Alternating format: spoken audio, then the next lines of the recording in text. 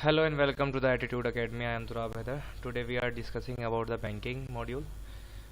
Banking मतलब हमारे हर business में बैंक एक तरह से मस्ट है। मतलब अगर हमें कोई डीलिंग करनी है तो हमें बैंकिंग की हेल्प लेनी ही पड़ेगी, वो चाहे नेट बैंकिंग हो या फिर ऑफलाइन बैंकिंग हो। तो चलिए डिस्कस करते हैं बैंकिंग के इंट्रोडक्शन के बारे में।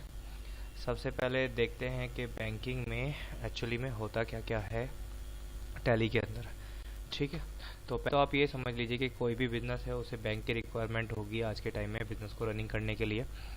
ठीक है, अब वो डेली ट्रांजेक्शन्स हों या डे बाय डे एंट्री हो या फिर डेली पेमेंट रिसीव हो या पेमेंट करनी हो किसी को, तो बैंक की नीड हर बिजनेस में रहती है।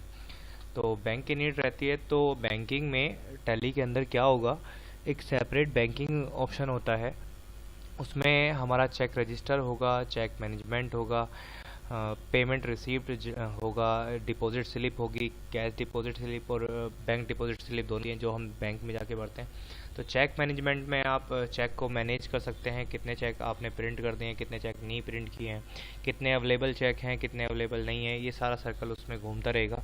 ठीक है, तो ये सारी चीज़ें हम चेक मैनेजमेंट में चेक करेंगे। उसके बाद चेक प्रिंटिंग में क्या होगा, चेक प्रिंटिंग में हमें ये दिखाएगा कि कितने आपने चेक प्रिंट किए हैं और कितने प्रिंट नहीं किए हैं। उसमें जाके आप चेक प्रिंटिंग की सेटिंग कर सकते हैं। डिफरेंट डिफरेंट मॉड्यूल के चेक अवेलेबल होते हैं उसमें, वो सारे बैंक के से रिलेटेड आप अपने चेक देख सकते हैं, उसको फॉर्मेट को एडजस्ट कर सकते हैं, उसके हिसाब से प्रिंटिंग कर सकते हैं। वो सारी चीज़ें हमारी चेक प्रिंटिंग में आएंगी।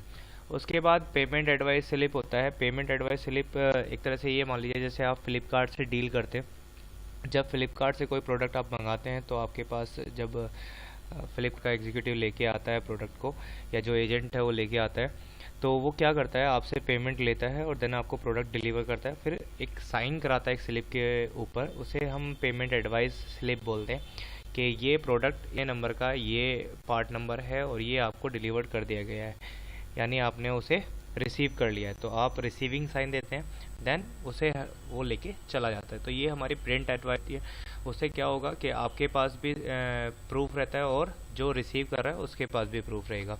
उसके बाद प्रिंट डिपॉजिट स्लिप, जैसे आप बैंकों में जाते हैं तो वहाँ पे मल्टीपल आप डिपॉजिट स्लिप भरते हैं, तो वो स्लिप्स आपको भरने की रिक्वायरमेंट नहीं है।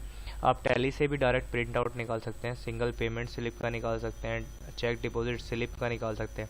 उसमें आप देंगे कि कितनी करेंसीज आपने 1000 रुपीज़ की दी हैं, कितनी 500 की दी हैं, कितने 2000 के नोट जमा कराए हैं, वो सारी डिटेल जो आप बैंक में जाकर देते हैं वो सारी आप अब प्रिंट आउट से लेंगे, प्रिंट करा सकते हैं।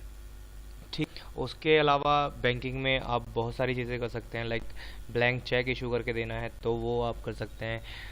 आप कैंसिल चेक करना चाहते हैं, आपका चेक फट गया है, मिसमैच नेम हो गया है, वो सारी चीज़ें आप बैंकिंग में बड़ी इजीली कर सकते हैं टैली की हेल्प लेके। बेनिफिट्स क्या हो गए हैं, बेनिफिट्स हो गए हैं सेविंग, टाइम की सेविंग है। मतलब जो चीज़ आप पहले आप मैनुअली आप दे रहे थे वो आप प्रिंट का निकाल सकते हैं at a time of the payment, at a time of receive, सीधा सीधा प्रिंट निकल जाएगा।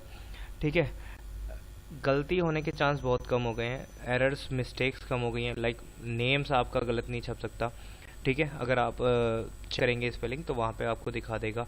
ठीक है, सारे बैंकिंग के आप बेनिफिट्स उठा सकते हैं, रिकन्सिलेशन स्टेटमेंट पास कर सकते हैं। मतलब लाइक आपकी बैंक ने किसी और डेट में एंट्री पास की होगी पासबुक में, जब आपने अपने यहाँ एंट्री पास की होगी तो वो किसी और डेट में होगी, वो सारे ट्रांजेक्शन्स आप कर सकते हैं। तो ये सारे ट्रांजेक्शन्स बैंकिंग में बड़ी इजीली टैली में हमारे डन हो जाएंगे। तो ये सारे फीचर्स आ सकते हैं टैली के अंदर। ठीक है, तो आगे हम सीखेंगे कि बैंकिंग को करना कैसे है। तो बने रहिए एटीट्यूड एकेडमी के साथ। Have a good day.